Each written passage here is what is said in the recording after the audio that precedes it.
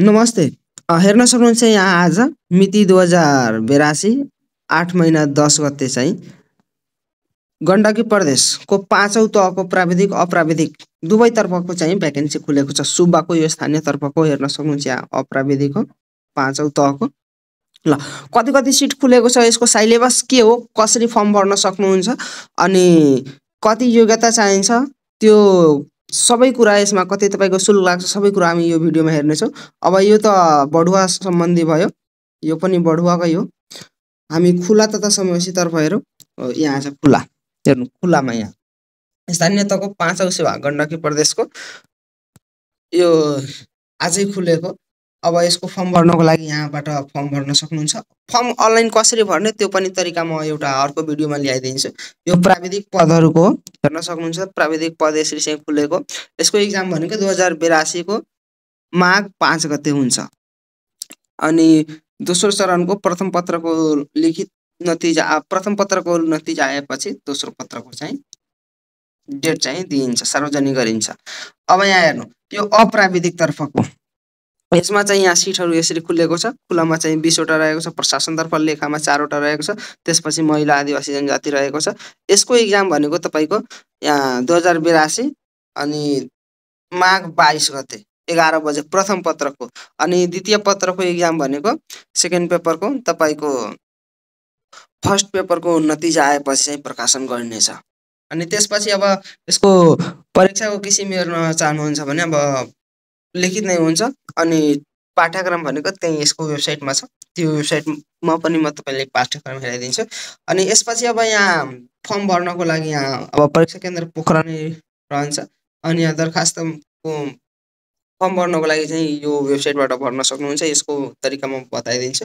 अब तपाईको पुस 1 गतेसम्म सिंगल दस्तुरमा छ अनि पुस 8 गतेसम्म डबल दस्तुरमा रहेको छ फर्म भर्नलाई। दस्तुर भनेको 700 लाग्छ खुलामा अनि 200 समावेशी तर्फ 200 को दरले बढ्दै जान्छ। उमेर भनेको त्यही हो, पुरुषको हकमा 35 वर्ष र महिलाको हकमा 40 वर्ष, त्यस्तै अपाङ्गहरूको हकमा पनि 40 वर्ष र 18 वर्ष पुरा भयो 45 वर्ष अपाङ्गको हकमा। अनि फेरि त्यही 18 वर्ष पुरा भएको हुनुपर्छ। ल अनि त्यसपछि अब बस यहाँ यतिकै हो। अब यहाँ न्यूनतम योग्यताहरू यहाँ तल हेर्न सक्नुहुन्छ र अर्को भिडियोमा यसको अनलाइन फर्म कसरी भर्ने त्यो सबै तरिकाहरू म त्यहाँ बताउनेछु। सो यो च्यानललाई सब्स्क्राइब गरी बस्नु होला। अब लागौँ हामी यसको पाठ्यक्रमतर्फ। पाठ्यक्रम तपाईँ कहाँबाट डाउनलोड गर्न सक्नुहुन्छ भने त्यही यहाँ psc.gov.np सर्च गर्नु होला। यहाँ गुगलमा आएर, ल म सुरुदेखि नै हेराइदिरहेको छु तपाईलाई। गुगलमा आएर गण्डकी पिएससी सर्च गर्नु, गण्डकी पिएससी र यसलाई ओपन गरिहाल्नु। ओपन गरिसकेपछि अब तपाईँ यहाँ हेर्न सक्नुहुन्छ यहाँ प्रकाशनहरू वा तपाईको पदपूर्तिमा एकचोटि हेर्नु त। पदपूर्तिमा यहाँ छ पाठ्यक्रम, यसलाई चाहिँ क्लिक गर्नु होला यहाँ। अनि पाठ्यक्रम क्लिक गरिसकेपछि अब यहाँ के को पाठ्यक्रम हेर्न चाहेको त्यो यहाँ जसरी कि सेवा भनेको कुन थियो, हाम्रो स्थानीय थियो। अब प्रदेश वा स्थानीय तपाईँ यहाँ सिलेक्ट गरिहाल्नु।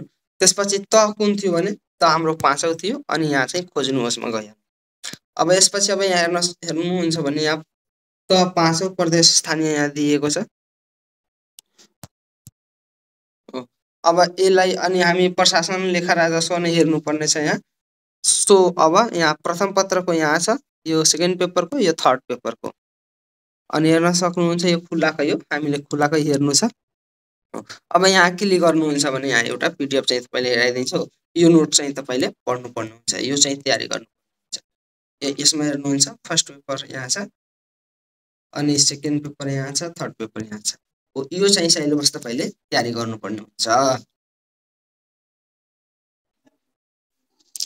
ल आजको भिडियो यतिकै। अब नेक्स्ट भिडियोमा यसको अनलाइन फर्म तपाईँ कसरी भर्न सक्नुहुन्छ घरै बसी आफ्नै मोबाइलबाट, सोको भिडियो म ल्याइदिनेछु।